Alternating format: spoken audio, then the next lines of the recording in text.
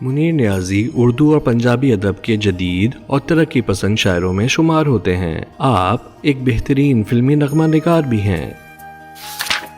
منیر نیازی سے کسی نے کہا اردو کے نکات کئی برس تک آپ کو شاعر تسلیم نہیں کرتے تھے، مگر اب ہر آدمی آپ کا مداح خواں بنا ہوا ہے۔ منیر نیازی نے جواب دیا، پہلے یہ لوگ مجھے عدم توجہ سے مار رہے تھے اور اب توجہ سے مار رہے ہیں۔ منیر نیازی سے ایک دوست نے پوچھا، کیا بات ہے، جب میں ذرا سی پی لیتا ہوں تو جسم پہ خارش ہونے لگتی ہے، جبکہ لوگ پوری بوتل ڈکار جاتے ہیں، ان کو کچھ بھی نہیں ہوتا۔ منیر نیازی سمجھ گئے ان پر طنز کیا گیا ہے، لہذا جواب دیا، بات یہ ہے برخوردار، شراب کو بھی معلوم ہوتا ہے اسے کون پی رہا ہے۔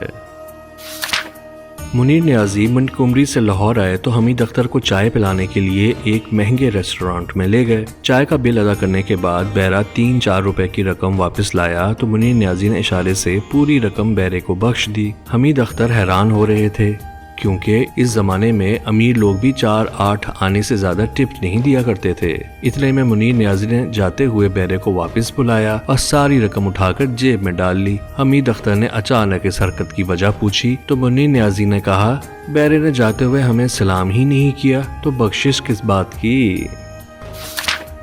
فیض احمد فیض کے انتقال کے بعد اخبار کے رپورٹر نے ان سے کہا، فیض احمد فیض کے انتقال سے جو خلا پیدا ہو گیا ہے اسے پر کرنے کی ذمہ داری اب آپ پر عائد ہوتی ہے، اس بارے میں آپ کا کیا خیال ہے؟ اس پر منیر نیازی نے انکساری سے جواب دیا، یہ تو آپ لوگوں کی عنایت ہے، ورنہ میں تو فیض صاحب کی زندگی میں ہی ان کا خلا پورا کرتا رہا ہوں۔